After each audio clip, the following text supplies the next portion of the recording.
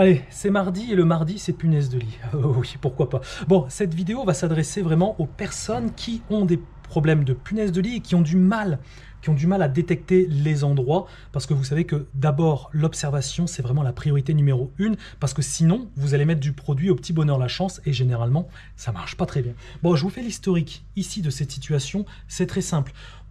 Infestation plutôt faible, d'accord ? Plutôt faible, quelques piqûres de punaises de lit et également des punaises de lit qui ont été trouvées. On peut peut-être commencer par ça parce qu'il y en a certains d'entre vous qui ont du mal, et je ne vous jette pas la pierre, qui ont du mal de temps en temps à identifier vraiment les punaises de lit. Alors les punaises de lit, c'est ça. Alors, vous savez ce qu'on va faire? Attendez, j'ai peut-être un super truc, je vais profiter que là il y a une petite loupe. Peut-être que vous allez mieux voir du coup. Hop, on va se mettre à la lumière. Est-ce que ça va marcher avec la caméra, tu penses? C'est peut-être possible. Je ne sais pas si vous voyez mieux, peut-être. Ouais. Bon, vous voyez, une punaise de lit, ça ressemble à ça. Donc, ça a vraiment un corps plutôt ovale, ses couleurs brunâtres. Vous voyez, ça, c'est adulte. Là, on a un petit peu plus petit et plus petit ici. Vous voyez, voilà, c'est vraiment comme ça. Bon, je ne sais pas si vous voyez mieux comme ça. Voilà, donc là vous avez des punaises de lit. Si vous avez un doute, ben, n'hésitez pas, c'est tout simple, vous allez sur internet, vous tapez punaises de lit, vous regardez les images, et puis au moins vous allez être sûr et certain qu'il s'agit bien de punaises de lit. Ici c'est le cas, c'est des punaises de lit. Maintenant on va regarder où faut-il chercher en priorité. Alors vous allez voir qu'ici c'est un petit peu atypique, parce que, je vais vous filmer ça, c'est un lit de camp, ok, un lit de camp. Avant, donc ce qui s'est passé, c'est que le monsieur avait un sommier et un matelas, on va dire, plus traditionnel. Tout a été dégagé à la benne et il a décidé de dormir sur un lit de camp. Néanmoins, il y a encore quelques piqûres, même s'il y a une amélioration. Alors, pour trouver les punaises de lit, dans un premier temps, il est évident qu'il va falloir chercher côté sommeil, tout simplement. Punaises de lit, c'est pas pour rien que ça s'appelle de lit, c'est parce qu'en fait, c'est à proximité du lieu de sommeil, voire dans le lieu de sommeil. Et comme on dort dans un lit pour la plupart, par contre, vous pouvez dormir dans un canapé. Les punaises de lit iront dans le canapé, attention. Voilà, faut vraiment que vous compreniez ce système-là. On va regarder d'abord le lit.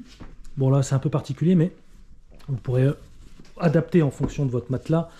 Hop, ce qu'il va falloir chercher, c'est vraiment toutes les cachettes possibles. Donc les petites cachettes possibles. Par exemple, je vous prends l'exemple ici du lit de camp, ça va être des fissures comme ça. Les fissures là, les choses comme ça. Et un bon indicateur, c'est la présence d'excréments. Il m'a gardé une latte de l'ancien matelas et regardez ici, vous allez comprendre tout de suite. Vous voyez les petites taches noires comme ça. Profitez, aujourd'hui j'ai une loupe. Hop, voilà. Il y a des petites taches noires comme ça.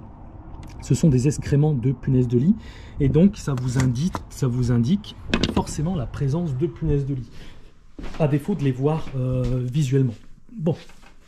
Là, vous regardez, vous n'hésitez pas à regarder au niveau des coutures. Voilà, donc vous déplacez les coutures, vous regardez un peu partout dans les fissures. Donc là, soit on recherche la punaise de lit, soit on recherche les points qui sont généralement associés. Donc ici, il n'y a absolument rien. Là non plus. On jette un coup d'œil, vous faites comme ça tout le tour. Et également, une fois que vous avez fait tout ça, vous allez inspecter vraiment les objets qui sont à proximité. Donc ça peut être une penderie, un petit meuble, une table de nuit. Ici, par exemple, il y a un étui à guitare qui est vraiment très très proche du lieu de sommeil. Donc vous pouvez regarder toutes les coutures, d'accord? Donc ça, je l'ai déjà fait au préalable, il n'y a rien du tout. Alors, on va faire attention, pas faire tomber. Ouais, c'est bon, hop. Et ensuite, vous regardez tout ce qui est plainte. Tout ce qui est plainte et prise électrique. Et également, regardez là, bon là c'est bien étanche. Par contre, regardez un petit peu la sournoiserie de ces petites bêtes. C'est que la moindre fissure, et c'est parti, regardez là. Là, j'ai une fissure, et vous voyez tout autour. Tout autour, il y a des petits points. Décidément, cette loupe, je l'adore. Je vais en acheter une. Vous voyez les petits points là. Là, tous ces petits points noirs, ce sont des excréments de punaises de lit. Et on voit très clairement que c'est un peu tout le long. Vous voyez là? C'est un peu tout le long ici. Donc beaucoup dans cette zone. D'accord? Regardez, il y a même une tache de sang ici. À mon avis, il y a une punaise de lit qui s'est fait écraser ici. Et également ici. Vous voyez, chaque petit recoin. Donc on voit... Voilà.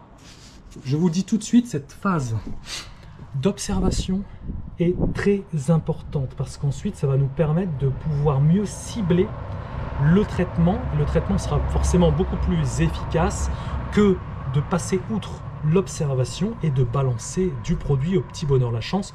Vous savez que quand on vise une cible de manière aléatoire, il n'y a très peu de chances d'atteindre son objectif. C'est la même chose ici. Donc là, on voit très clairement que c'est là-dedans. Pour moi, elle se cache là. Et regardez la distance entre le mur et le lit de camp. Il y a à peu près 1 mètre. Hein. Regardez, mon doigt il est là, ça fait ça. Voilà, il y a 1 mètre.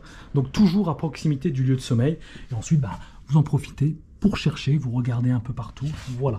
Je vais enlever ça. Et ça, vous pouvez le passer. Tout ce qui est literie comme ça, vous pouvez le passer en machine à 60 degrés. Pourquoi à 60 degrés? Parce que cette température-là, rien ne résiste. Voilà, tout simplement. Même que ça soit des œufs, peu importe le stade larvaire de la punaise de lit, tout y passe, il n'y a aucun problème. Sachant que, d'ailleurs, je ne sais pas si vous le sachiez, mais une punaise de lit, ça, en moyenne, hein, ça peut pondre entre 3 et 5 œufs par jour. C'est énorme. Donc vous imaginez en une semaine ce que ça peut vous faire.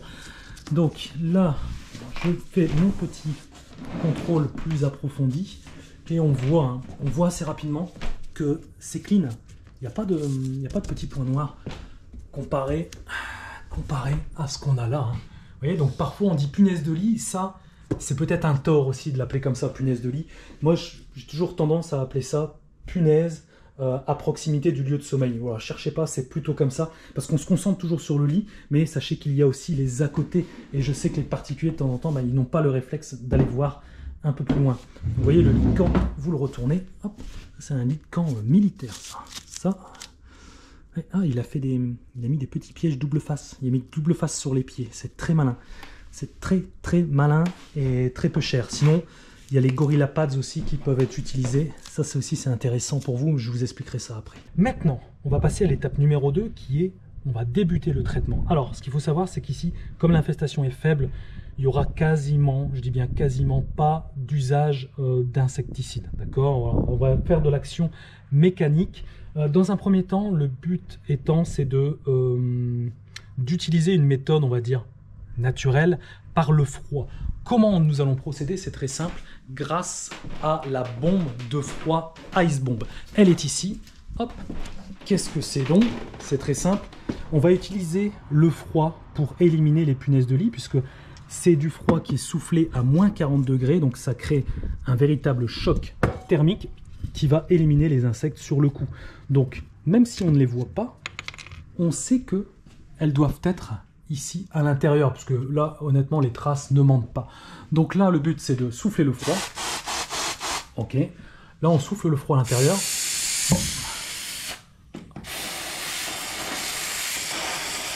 Hop. Et là, je peux vous dire que s'il y a des punaises de lit là-dedans, c'est crevé. Hein. Hop. Donc ça, c'est intéressant.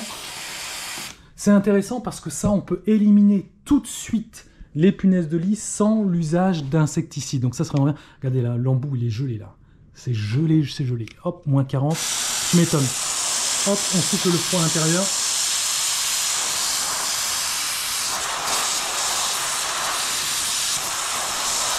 Voilà, nickel. Bon, ça c'est bon. Et ensuite, ça, vous répétez l'opération dans toutes les fissures. Dès que vous voyez une fissure possible, notamment au niveau des plaintes, ça c'est pas une fissure. Ce n'est pas une fissure, non. Et également au niveau du lit, ça ne risque absolument rien. Vous voyez des fissures comme ça. Et bien là, vous soufflez le froid à l'intérieur. Ça ne tâche pas, hein, ok.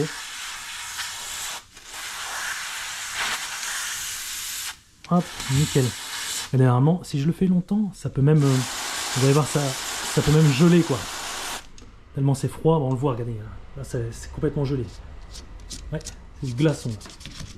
Hop, là, c'est nickel. Et forcément, vous faites tout le tour. Hein. Voilà, je ne vais pas vous montrer en vidéo, mais vous voyez les choses comme ça. Notamment, insistez bien sur le sommier avec les fameuses lattes en bois. Vous insistez bien au niveau des deux extrémités.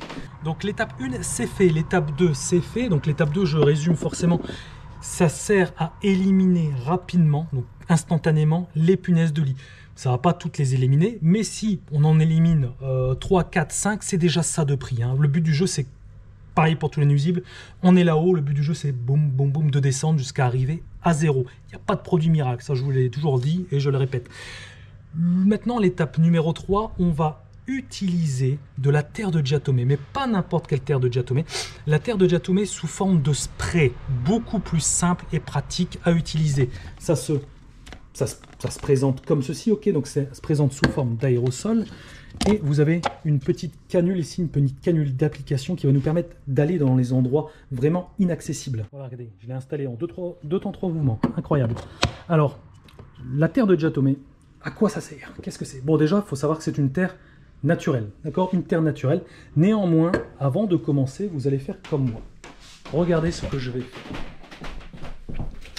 C'est une terre naturelle, mais on va quand même mettre un masque. Pourquoi? Parce que le masque est nécessaire uniquement lors de l'application, parce qu'il peut y avoir lors de l'application, vu qu'on va souffler, il peut y avoir dans l'air ambiant un petit peu de terre de Già Tomé, et c'est pas forcément pour les bronches, d'accord? C'est un peu comme si vous respiriez un endroit rempli de poussière ou de farine, admettons. Voilà, c'est exactement la même chose. Il n'y a pas d'insecticide, mais c'est vraiment cette projection de poussière qui est un peu dangereux pour les bronches. Mais après, vous l'enlevez une fois que le traitement est terminé. Donc, me voici porteur d'un masque. Et là, la terre de Già Tomé. Alors, je vous disais que c'est une terre 100% naturelle. Oui, c'est juste. C'est une terre totalement naturelle. Et en fait, elle va assécher l'environnement des insectes et ça va créer une mort par déshydratation. Il n'y a pas de produit biocide, d'accord? Il n'y a pas d'insecticide, enfin, c'est un produit insecticide, mais il n'y a pas de produit biocide, c'est-à-dire qu'il n'y a pas de produits dangereux potentiellement pour la santé, il n'y a aucun problème. Hop, ça fait partie justement des solutions alternatives à tout ça. Donc le but là, c'est que vous mettez directement dans les refuges. Alors, dans les refuges comme ceci, oula, ah, il y avait un petit peu de poussière dedans. Hop. Hop. Heureusement, c'est blanc, blanc sur blanc. On va le mettre un peu plus loin. Voilà, un petit peu comme ça. Et en fait, la terre de Già Tomé, si je peux je vais vous montrer un exemple sur cette latte en bois. Hop, on va en mettre dessus. Vous allez voir que ça devient forcément blanc. Et ça fait un peu comme de la farine, d'accord? Et en fait, tout simplement, c'est que à l'intérieur, vous ne le voyez pas, mais si on prend un microscope, on pourrait observer des microfibres qui vont blesser, voilà, qui vont couper les insectes. Et en plus, ça crée une sorte de... C'est un véritable désert, d'accord? J'aime bien utiliser cette expression-là, comme ça vous compreniez bien. Là, en gros, ce que j'ai créé, c'est un mini-Sahara. C'est-à-dire que c'est tellement dépourvu d'humidité que l'insecte meurt par déshydratation. En plus, ça risque rien, parce qu'après, regardez, ça s'enlève, hein, ça se nettoie. Voilà, vous enlevez, même vous pouvez toucher. Je vais vous le faire. Je vais vous le faire parce que moi j'aime bien vraiment vous montrer les trucs. Je peux y aller avec mon doigt, hein. Il n'y a pas de produit biocide chimique, hein. Comme je vous ai dit, c'est uniquement à l'application. Donc là, une petite éponge, vous frottez, tout part, il n'y a aucun problème. Donc ensuite, vous répétez l'opération dans les refuges potentiels. Ok, donc là en fait, il faut y aller un petit peu moins fort, que la Ice Bomb, d'accord? Vous y allez un petit peu moins fort parce qu'en fait, il faut pas en mettre des tonnes pour que ça soit efficace. Concrètement, juste comme ça, ça suffit. Ici aussi, voilà, hop, voilà, un petit peu comme ça. Et vous répétez l'opération sur toutes les fissures et refuges potentiels. Ça va permettre d'éliminer vraiment les punaises de lit. Là, maintenant, je peux enlever mon masque parce qu'il n'y a plus rien dans l'air ambiant. Voilà. Maintenant, l'étape, on en est où? On est à l'étape numéro 1, 2, 3, 4. On est à la 4e étape qui consiste à mettre une housse anti-punaise de lit autour donc du matelas. Ici, pas de bol, alors j'ai vraiment pas de bol. Il n'y a pas de matelas. Ok, donc là, je ne vais pas vous le faire. Néanmoins, je peux quand même vous conseiller sur le type de housse que vous devez installer. Je vous conseille fortement ce type de housse-là. Regardez-moi ça. Hop, je vais vous montrer. Voilà, il y a vraiment toutes les tailles. Par exemple, ici, c'est une 140 sur 200, mais il y a aussi pour une place, etc. Ce qui est important, bien choisir une housse anti-punaise de lit, c'est qu'il y ait impérativement le système zip and click, d'accord? Voilà, c'est un système qui empêche les punaises de lit de pouvoir accéder à l'intérieur du matelas et surtout de se foutre au niveau du zip. Voilà, parce qu'il y en a beaucoup qui font ça, notamment sur des housses anti-punaises de lit bas de gamme où il n'y a pas cette protection-là et les punaises de lit s'y réfugient et on perd justement tout l'intérêt d'une housse anti-punaises de lit. En plus là, il y a comment ça s'appelle, le Micro One, c'est comment on appelle ça, c'est un truc c'est breveté, voilà, c'est un système breveté.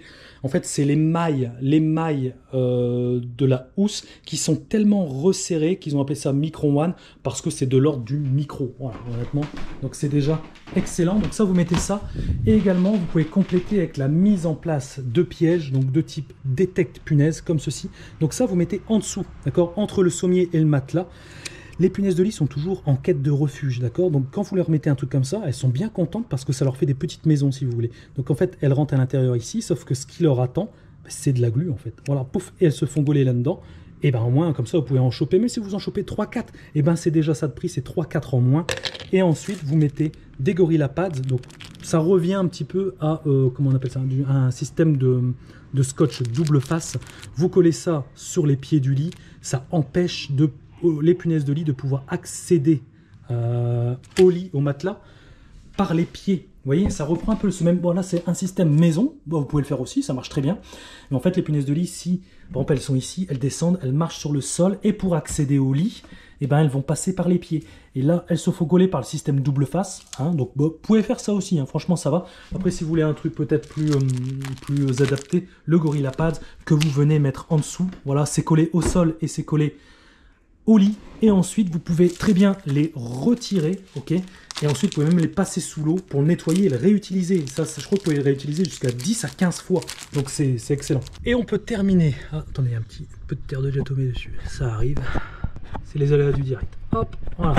Et on peut terminer par l'étape numéro 5. Alors l'étape numéro 5 n'est pas obligatoire, ça va dépendre du niveau d'infestation. Dans ce cas-ci, pas besoin d'aller à l'étape 5 parce qu'il n'y a pas assez de punaises de lit pour ça. Par contre, si vous êtes quand même bien embêté, sachez que l'utilisation d'insecticides est quand même indispensable. Je vais jouer carte avec vous, carte sur table avec vous. Les solutions bio, terre de diatomée, ice bomb, c'est très bien. Par contre, quand ça commence à être un peu... Il y en a quand même un peu trop. Bon, l'usage de biocides est quand même recommandé. Donc très simple, soit vous pouvez faire une pulvérisation à l'aide de l'Aedex EC. L'Aedex EC, c'est une solution insecticide concentrée, d'accord, qui va tuer les insectes par contact, ou alors par le déclenchement d'un fumigène insecticide Fumichoc qui marche excellemment bien aussi. Ici, encore, voilà, ici, ce n'est pas la peine de le faire, donc je ne vais pas le faire pour le faire, ça ne sert à rien. Donc si vous êtes dans ce cas présent où vous avez 3, 4, allez, maximum 5 punaises de lit, bon, il n'y a pas réel besoin. Par contre, ouais, si vous en commencez à en attraper une dizaine, vous regardez sur le corps, vous avez une dizaine de piqûres par nuit. Bon, dans ces cas-là, allez-y franchement, parce qu'au plus vous traînez, au plus ça va être compliqué à éradiquer. Voilà, un bon fumigène, c'est ça, Fumichoc. Ça, c'est bien parce que ça vous fait, c'est de la fumée sèche. Il n'y a pas de résidus, il n'y a pas de dépôt, il n'y a pas besoin de tout relaver derrière. Ça, c'est vraiment excellent, très facile d'utilisation. Vous enlevez ça, vous mettez un peu d'eau, vous mettez la conserve qui est à l'intérieur, vous la repositionnez dedans, boum, ça se diffuse au bout de 30 secondes et c'est réglé. Ça, c'est vraiment ce que j'utilise et ce que je recommande. Voilà, j'espère qu'au moins cette vidéo vous aura donné quelques pistes. Je reviens sur l'étape numéro 2 concernant l'ice bomb. Parce que j'ai oublié de vous le dire, soit vous utilisez le froid, soit vous utilisez le chaud. Comment utiliser le chaud? À l'aide d'un nettoyeur vapeur, d'accord? Le monsieur ici en a un, très pratique aussi. Voilà, vous prenez ça, petit nettoyeur vapeur comme ça, vous passez la vapeur partout. Ça, c'est plutôt en fonction de votre budget parce que le nettoyeur vapeur coûte plus cher que l'ice bomb. Néanmoins, l'ice bomb, une fois qu'il n'y en a plus, il n'y en a plus. Ça, il vous suffit de rajouter de l'eau et de pouvoir l'utiliser. Donc, si vous faites l'acquisition de ce type d'appareil-là, allez-y tous les jours. Tous les jours, passez le nettoyeur vapeur tous les jours. Au moins, ça, c'est vraiment excellent. Prenez-en un bon quand même, qui dégage à plus de 100 degrés en sortie de buse. Franchement, ça fait l'affaire vraiment bien. Voilà pour cette vidéo pour les punaises de lit. Néanmoins, si vous avez encore des questions, etc., n'hésitez pas à aller voir les autres vidéos que j'ai faites sur le sujet. Il y en a beaucoup. Il y en a même une série, un cas vraiment extrême, des milliers de punaises de lit. Et je suis parvenu, et je vous montre en vidéo d'ailleurs, dans cette série, je suis parvenu à régler ce problème. Donc, vous voyez que vous pouvez me faire confiance.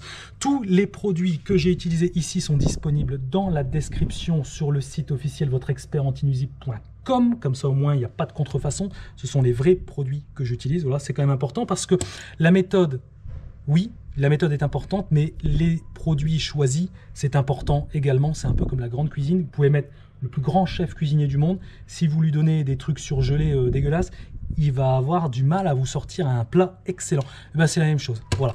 N'hésitez pas à me poser des questions en commentaire et je vous souhaite un bon courage, détermination, patience, persévérance. C'est vraiment la clé pour vous aider à éliminer ces bestioles de l'enfer. Je vous dis à plus tout le monde. Ciao.